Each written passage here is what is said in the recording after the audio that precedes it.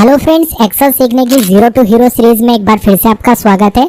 और आज की इस क्लास के अंदर मैं आपको इंसर्ट मेन्यू के ये सभी ऑप्शंस बताऊंगा। लेकिन इससे पहले अगर आपने सीरीज के जो प्रीवियस वीडियो ने नहीं देखा है तो उस पर मैंने ये वाली प्लेलिस्ट बना दी है। इस प्लेलिस्ट के अंदर आपको प्रीवियस सभी वीडियोस मिल जाएंगे, तो एक बार आप इन सभी वीडियोस को भी जरूर देख लेना। लिंक आपको वीडियो के डिस्क्रिप्शन बॉक्स में मिल जाएगा। तो चलिए शुरू करते हैं। आपको सीरीज पसंद आ रही है तो मुझे कमेंट करके जरूर बताइए और इस वीडियो को भी एक लाइक कर दीजिए। तो यहाँ पर देखिए, इंसर्ट मेन्यू में आपको सबसे पहला ऑप्शन मिलेगा पिवोट टेबल का, और ये काफी यूजफुल ऑप्शन है।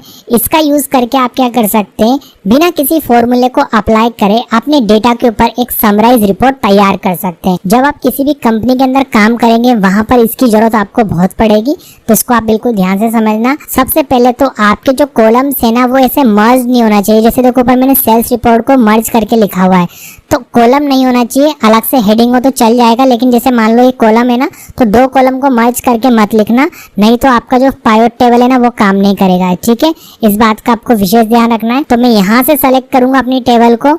ये पूरा डाटा मैंने यहाँ से सेलेक्ट कर लिया। अब मैं यहाँ पर पिवट टेबल पर क्लिक कर रहा हूँ। अब देखो मैंने जैसे क्लिक करा तो यहाँ पर जो टेबल रेंज मैंने सेलेक्ट करी थी वो आ गई है। ठीक है, इसके बाद देखिए यहाँ पर आपको दो ऑप्शन मिलेंगे, न्यू वर्कशीट और एग्जिस्टिंग वर्कशीट। अगर आप चाहते हैं कि ये जो पाइवट टेबल है ये एक नई शीट पर जाए तो उसके लिए फिर आप यही ऑप्शन सेलेक्ट रहने दीजिए। और अगर आप चाहते हैं कि इसी शीट पर काम हो जाए तो आप यहाँ से इस वाले ऑप्शन को सेलेक्ट कर सकते हैं। बट मैं काम करता हूँ कि एक नई शीट पे ले लेता हूँ ताकि मैं आपको अच्छे से समझा पाऊँ। ओके, तो मैंने यहाँ पर न्यू वर्कशीट सेलेक्ट कर लिया है और अब मैं ओके पर क्लिक कर देता हूँ। जैसे देखिए मैंने ओके पर क्लिक करा तो एक नई ब्लैंक शीट आ गई है। और यहाँ पर देखिए राइट साइड में आपको वह सभी कॉलम्स मिल जाएंगे जो आपकी टेबल में थे। ठीक है, अब अगर मान लो ये वाली विंडो शो नहीं हो रही हो तो वो उसके पीछे देखिए कारण ये हो सकता है कि यहाँ पर जो सेल है ना वो सेलेक्ट होना चाहिए इस वाले बॉक्स के अंदर। जो ये देखिए आपको बॉक्स दिखाई दे रहा है ना, इसके अंदर सेलेक्ट होना चाहिए। अगर मैं बाहर क्लिक कर दूंगा तो देखो यहाँ पर ही हाइड हो जाएगा। तो देखिए मैं वापस से क्लिक करता हूँ तो सारे कॉलम शो हो गए। अब अगर ये यहाँ से क्लोज हो जाए, मान लो ये आपसे गलती से क्लोज हो गया, अब अगर आपको फिर से विंडो ओपन करनी है ये वाली,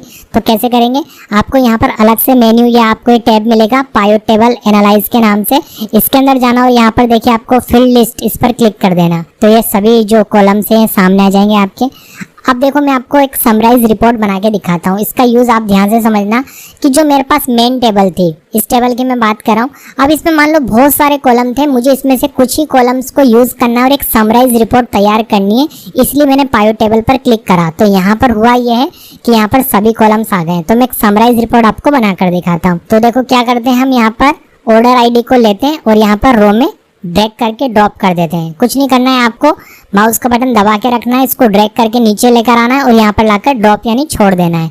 ठीक है, अब देखिए ऐसे यहाँ पर जो बायर नेम है ना, और इसको मैं यहाँ से ऐसे ड्रैग करता हूँ और कॉलम में छोड़ देता हूँ। इसके बाद मैं काम करता हूँ, प्रोडक्ट भी ले लेता हूँ, लेकिन प्रोडक्ट को मैं यहाँ पर ड्रैग करूंगा और रो के अंदर छोड़ूंगा।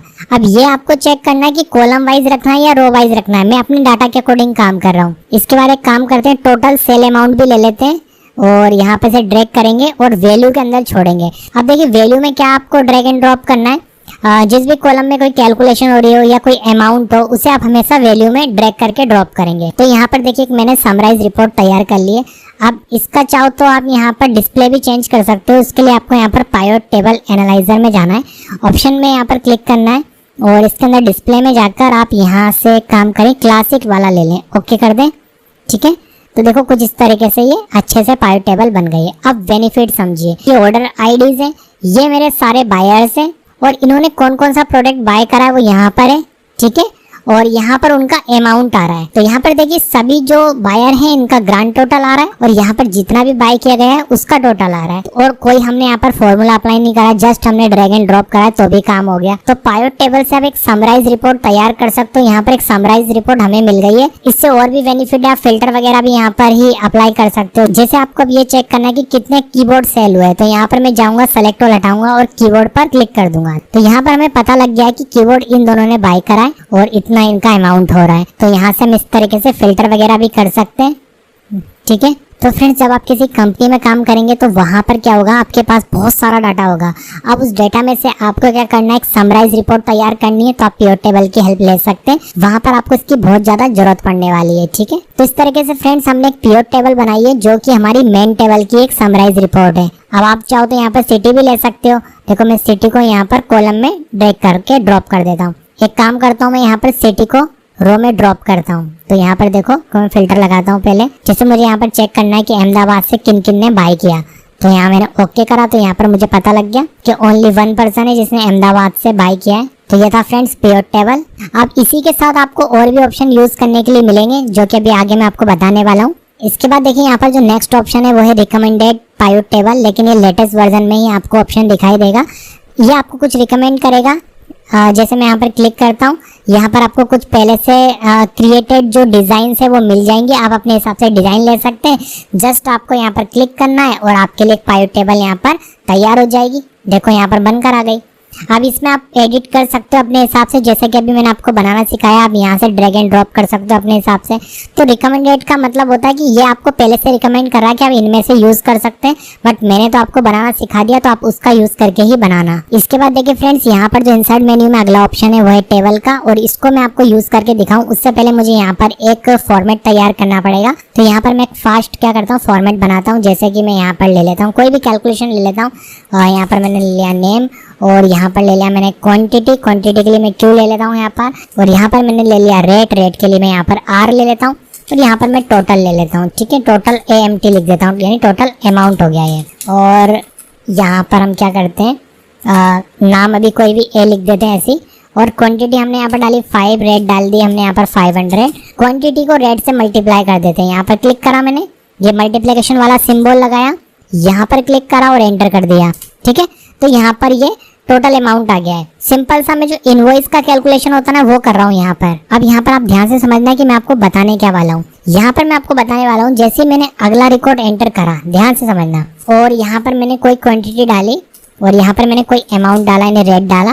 ठीक है, तो यहाँ पर जो टोटल AMT है वो फॉर्मूला काम नहीं करा। जो यहाँ पर टोटल अमाउंट आना चाहिए था वो आया नहीं है। क्यों नहीं आया? क्योंकि या तो मुझे यहाँ पर ऐसे ड्रैग करना पड़ेगा फॉर्मूले को, यहाँ पर भी अप्लाई करना पड़ेगा जो ऑलरेडी मैं आपको बता चुका हूँ प्रीवियस वीडियो में, या फिर मुझे यहाँ पर दोबारा से फॉर्मूला लगाना पड़ेगा। मेरे पास दो ही ऑप्शन है, या तो मैं यहाँ से ड्रैग कर लूँ या मैं यहाँ पर फॉर्मूला अप्लाई कर लूँ। बट आप चाहो तो एक काम और कर सकते हो, वो ये है कि आपको फॉर्मूला बार बार लगाने की जरूरत नहीं है, ना ही आपको ड्रैग एंड ड्रॉप करने की जरूरत है। बस आप एक काम करना कि जितना डाटा आपने एंटर कर लिया उसे सेलेक्ट करना, सेलेक्ट करने के बाद टेबल पर क्लिक कर देना, देन आपको ओके पर क्लिक कर देना है। अब इससे देखिए बेनिफिट ये होगा कि जैसे आप नेक्स्ट रिकॉर्ड एंटर करेंगे, मैं यहाँ पर देखो एक नेक्स्ट रिकॉर्ड एंटर करता हूँ। यहाँ पर मैंने एक नया रिकॉर्ड एंटर किया, और जैसे मैं टैब बटन दबाऊंगा देखो फॉर्मूला अपने आप लग गया। अब मुझे बार बार ड्रैग एंड ड्रॉप करने की जरूरत नहीं है। अब इस पूरी शीट के अंदर अपने आप फॉर्मूला काम करता जाएगा। देखो, ठीक है, इस तरीके से आप इस ऑप्शन का यूज कर सकते हैं। ये एक टेबल फॉर्मेट में बदल चुका है, फिल्टर भी यहाँ पर अप्लाई हो चुका है। आप चाहो तो इसे भी यूज कर सकते हो। तो कुल मिलाकर इस पर क्लिक करने के बाद ये एक्चुअल टेबल फॉर्मेट में बदल जाएगा, और फिर फॉर्मूला वगैरह सब अपने आप अप्लाई हो जाएंगे आपके फॉर्मेट के अंदर।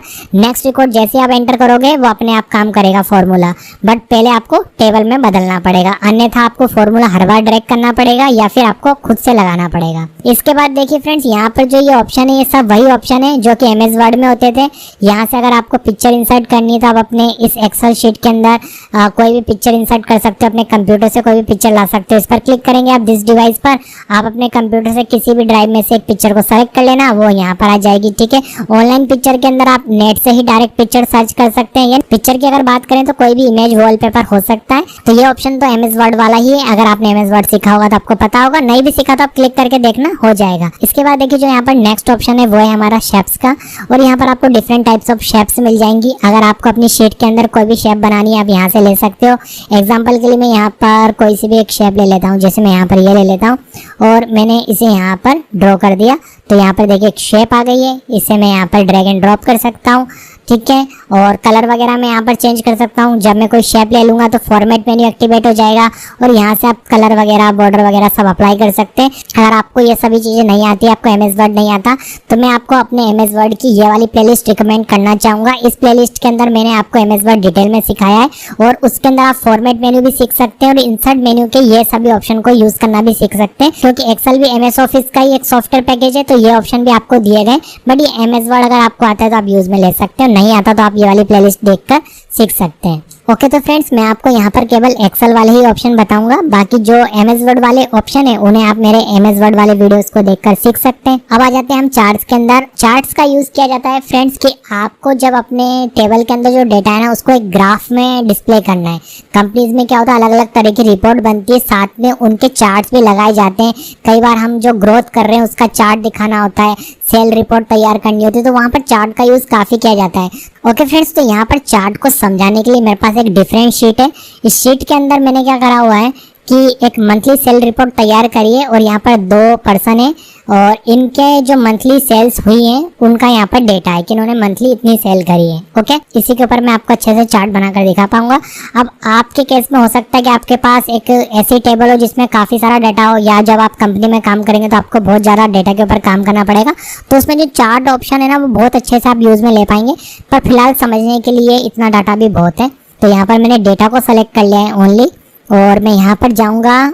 काफ़ी सारे ऑप्शन मिलेंगे वैसे तो मुझे चार्ट बनाने के, बट मैं फर्स्ट वाला ले लेता हूँ फिलहाल। और ये जो कॉलम वाला है ना इसके अंदर भी काफ़ी सारे ऑप्शन मिलेंगे, 3D में है, 2D बार्स हैं, तो ये आप अपने हिसाब से सेलेक्ट करके चेक करके देखना एक बार। मैं फर्स्ट वाला ले लेता हूँ और इसको थोड़ा सा छोटा कर देता हूँ। आप देखिए, होता ये है कि जो यहाँ पर आपने डेटा एंटर कर रखा है ना उसके हिसाब से चार्ट बनेगा। और यहाँ पर 2 ही पर्सन है हमारे पास इस टेबल के अंदर, सुनील और अनिल। अब सुनील का कलर ये है, तो सुनील ने जनवरी में कितनी सेल करी है आप यहाँ पर देखेंगे 200, और अनिल ने 300, इसलिए अनिल का ग्राफ जो है ना वो बड़ा है। अनिल का कलर देखो यहाँ पर, इसका ग्राफ जो है ऊपर की तरफ जा रहा है, ठीक है, जबकि सुनील का कम है। ऐसी फरवरी में लेकिन सुनील ने ज़्यादा करी है। तो कुल मिलाकर चार्ट को यूज़ में लेने के लिए आपके पास एक ऐसी टेबल होना जरूरी है जिसके ऊपर चार्ट अच्छे से काम कर सके। यहाँ पर आप ये देखना कि यहाँ पर चार्ट बनाने के आपको काफ़ी ऑप्शन मिलेंगे। आप चाहे तो इस तरह का बना सकते हैं, देखो, ठीक है, लाइन चार्ट बोलते हैं इसे। आप चाहो तो इस तरह का बना सकते हैं, इसे पाई चार्ट बोलते हैं। बट ये डिपेंड करेगा डेटा के ऊपर कि आपके पास डेटा कैसा है। डेटा के अकॉर्डिंग यहाँ से चार्ट सेलेक्ट किया जाता है। जैसा डेटा होगा उस हिसाब से यहाँ पर चार्ट सेलेक्ट करोगे ना तो ये बहुत अच्छे से बनकर आएगा, अन्यथा फिर देखिए मज़ा नहीं आएगा। इसके बाद देखिए फ्रेंड्स, यहाँ पर जो नेक्स्ट ऑप्शन है वो है प्योर चार्ट का। और इस ऑप्शन की हेल्प से आप क्या कर सकते हैं, जो आपने समराइज रिपोर्ट तैयार करी है ना प्योर टेबल की हेल्प से, उसके लिए भी चार्ट बना सकते हैं। इनसे तो आप क्या कर सकते हैं, जो आपकी मेन टेबल है ना उसके लिए चार्ट बना सकते हैं, और इससे आप प्योर टेबल जो आपने तैयार करी है ना उसके लिए चार्ट बना सकते हैं। तो अभी हमने एक प्योर टेबल तैयार करी थी, ये रही हमारी प्योर टेबल। तो इसके लिए हम क्या करते हैं, एक प्योर चार्ट बनाते हैं। करना कुछ नहीं है, डेटा सेलेक्ट कर लेना है आपको, या नहीं भी करेंगे आप डायरेक्ट इस पर क्लिक कर देंगे तो ऑटोमेटिक ये अपने आप ले लेगा। ओके, और यहाँ भी आपको वही तमाम ऑप्शन मिल जाएंगे कि आपको कौन सा वाला चार्ट बनाना है। फिलहाल मैं यहाँ से कॉलम ही रहने देता हूँ और ओके कर देता हूँ। तो यहाँ पर देखिए एक चार्ट बन गया इस प्योर टेबल के हिसाब से।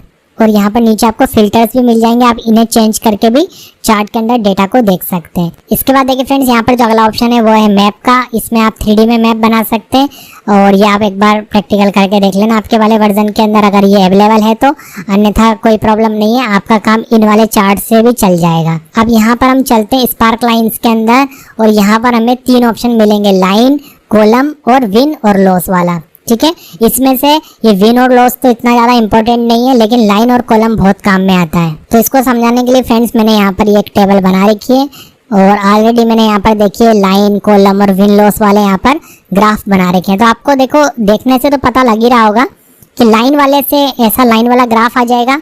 और यहाँ पर अगर आप ध्यान से देखेंगे तो जैसी सेल इसकी हुई है उस हिसाब से ग्राफ बनाए। तो शुरुआत में देखो इसकी सेल थी वो धीरे धीरे बढ़ी है, देखो धीरे धीरे बढ़ी है। यहाँ पर 500 है, यहाँ 600 है, तो देखो थोड़ा सा ऊपर हुआ है, और 600 थोड़ा सा ही ज़्यादा होता है 500 से, तो बिल्कुल देखिए यहाँ पर आ रहा है। लेकिन फिर से ये इसकी जो सेल है वो कम हो गई, तो ग्राफ देखो नीचे हो गया। फिर से सेल बढ़ी है तो ग्राफ ऊपर हो गया, फिर सेल जो है वो लगभग पास में ही रही है, तो ये ऐसा आ रहा है। अब ये बनाते कैसे हैं वो देखो, तो उसके लिए देखो मैं यहाँ पर बनाकर दिखाऊंगा। एक नया रिकॉर्ड और एंटर कर लेता हूँ। यहाँ पर मैं अनिल का जो क्वेश्चन शुरुआत में 200 से स्टार्ट करा, फिर इसकी 400 हुई, फिर इसकी 600 हुई, वापस से ये नीचे आ गया 100 पर, ठीक है, फिर इसकी 1000। अब मुझे इसका बनाना है ग्राफ, देखो यहाँ पर बनाना है। देखो कैसे बनाऊंगा, यहाँ पर मैं लाइन पर क्लिक करूँगा, ठीक है, और इसके बाद यहाँ पर देखो आप बिल्कुल ध्यान से समझना, यहाँ मिलेगा आपको डेटा रेंज। तो आपको डेटा रेंज सेलेक्ट करनी है अपनी टेबल के अंदर से। तो डेटा रेंज क्या है, मुझे यहाँ से लेकर यहाँ तक चाहिए, इसका ग्राफ दिखना चाहिए यहाँ पर। तो मैंने यहाँ से लेकर यहाँ तक सेलेक्ट कर लिया। ओके, और ये लोकेशन पूछ रहा था हमसे, तो बाय डिफॉल्ट हमने यहाँ पर क्लिक कर रखा था, तो यहाँ पर लोकेशन रेंज आ रही थी। अब मैं ओके कर दूंगा तो देखो ये यहाँ पर आ गया, लेकिन ऐसे डॉट आपको दिखाई नहीं दे रहे होंगे। तो ऐसे डॉट लगाने के लिए यहाँ पर आपको स्पार्क लाइन का ये टैब दिखाई देगा, और ये तभी ओपन होगा जब आपने यहाँ पर लाइन ग्राफ बना रखा है। इसके अंदर आपको ये ऑप्शन मिलेंगे, देखो। तो यहाँ पर आप अगर ये लिखा हुआ है हाई पॉइंट, इस पर क्लिक करते हो तो केवल हाई पॉइंट ही दिखाई देगा। लो पॉइंट सेलेक्ट करते हो तो लो पॉइंट ही दिखाई देगा। दोनों रखना चाहो दोनों रख सकते हो। तो उससे अच्छा कि आप यहाँ पर ये मार्कर्स वाला सेलेक्ट कर लो। इसमें देखो इस तरीके से बन जाएगा जैसे मैंने ऊपर बना रखा था। ठीक है, देखो यहाँ पर लो हुई थी ना सेल इसकी अप्रैल में, तो यहाँ पर देखो नीचे चला गया है ग्राफ। तो यह था हमारा लाइन वाला स्पार्क लाइन। ठीक है, आप इसे ग्राफ भी कह सकते हो। इसके बाद आता है कॉलम वाला, ये भी काफ़ी अच्छा है। तो अनिल की सेल के लिए हम कॉलम वाला भी बना लेते हैं। यहाँ क्लिक करा और कॉलम पे क्लिक करता हूँ मैं। अगेन वही हमें रेंज सेलेक्ट करनी है, यहाँ से लेके यहाँ तक का चाहिए। मैंने रेंज सेलेक्ट कर दी और लोकेशन रेंज तो यहीं आएगी क्योंकि मैंने यहाँ पर क्लिक कर रखा था। ठीक है, ओके कर देता हूँ। देखो यहाँ पर बन गया। और ये जो विन और लॉस वाला ना, इसमें आपको ऐसे देखने से तो कुछ पता नहीं लगेगा, बट बनाते कैसे वो देखिए। क्लिक करेंगे, विन और लॉस में जाएंगे। अगेन वही हमें रेंज सेलेक्ट करनी है यहाँ पर, और रेंज सेलेक्ट करने के बाद ओके कर देना है। अब यहाँ पर ये होगा कि अगर आप कोई एंट्री कम या ज़्यादा कर देते हैं तो उस हिसाब से ये आगे बढ़ जाएगा। इसमें आपको बार्स तो इक्वल दिखाई देगी, लेकिन जैसे मान लो इसने यहाँ पर सेल 0 करी तो वहाँ पर देखिए एक गायब हो जाएगा। इस तरीके से यहाँ पर ये काम करता है। इसके बाद यहाँ पर देखिए नेक्स्ट ऑप्शन है स्लाइसर का, और बहुत यूजफुल है। बट इसके लिए काम करते हैं, हम चलते हैं पायोट टेबल के ऊपर, क्योंकि पायोट टेबल की जरूरत पड़ती है हमें। और यहाँ पर हमने पायोट टेबल ऑलरेडी बना रखी थी। अब इसके ऊपर हम स्लाइसर लगाएंगे। इसका यूज किया जाता है कि जब आपको अपनी टेबल में से जब डाटा को बहुत ज़्यादा फास्ट फिल्टर करना हो, आपको अलग अलग तरीके से बार बार यहाँ पर फिल्टर करके देखना पड़ता हो। जैसे मान लो यहाँ पर क्लिक कर करके फिल्टर करके देखना होता है, तो उससे अच्छा कि जब आपको किसी पर्टिकुलर कीवर्ड पर बार बार फिल्टर करना पड़ रहा हो तो उसका स्लाइसर बना लें। उससे आपका बहुत सारा टाइम बचेगा। कैसे? क्लिक करता हूँ स्लाइसर पे। ठीक है, तो स्लाइसर किसके लिए बनना है? इसके लिए बनना है। तो यहाँ पर ऑटोमेटिक वही सभी कॉलम आ गए। अब मुझे मान लो कि बार बार सिटी वाइज यहाँ पर बायर्स के नाम चेक करने पड़ते हैं, मुझे बार बार फिल्टर करना पड़ता है। उससे अच्छा मैं कि यहाँ पर सिटी को सेलेक्ट कर लूँ और ओके कर दूँ। तो यहाँ पर देखो जितनी भी सिटी थी ना वो सब सामने आ जाएंगी। अब बेनिफिट समझना, मैं ऐसे साइड में रख रहा हूँ इस तरफ, वैसे से आप अपने हिसाब से कहीं भी सेट कर सकते हो। अब बेनिफिट देखो कि जैसे मैं यहाँ पर इंदौर पर क्लिक करता हूँ तो डेटा अपने आप फिल्टर हो जाएगा। बस मैंने तो क्लिक करा है, मुझे यहाँ पर अंदर जाके क्लिक करने की जरूरत नहीं पड़ी। तो मैंने यहाँ पर इस विंडो के अंदर इंदौर पर क्लिक करा है, और जैसे ही मैंने इंदौर पर क्लिक करा तो यहाँ पर ये फिल्टर अपने आप हो गया।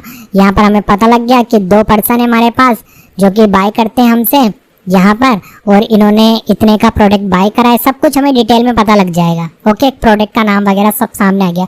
अब ऐसे ही मुझे अगर जयपुर वाला देखना हो, जयपुर पर क्लिक करूंगा, देखो जयपुर वाला आ गया। ठीक है, अहमदाबाद, देखो अहमदाबाद वाला आ गया।